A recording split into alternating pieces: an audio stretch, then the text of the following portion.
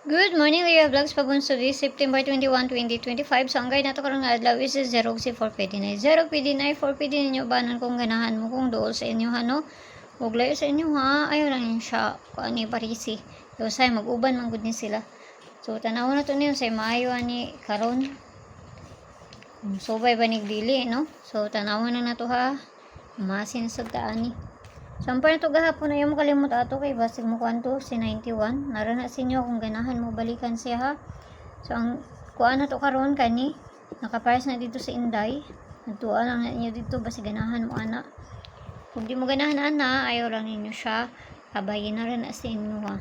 No, mao na akong bisper na to karon ng adlaw. 901 901 902. Okay, so pabunus sa to gahapon si 077.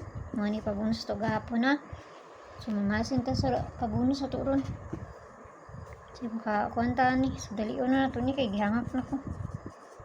So pabunus sa to karon nga adlaw kay si 074.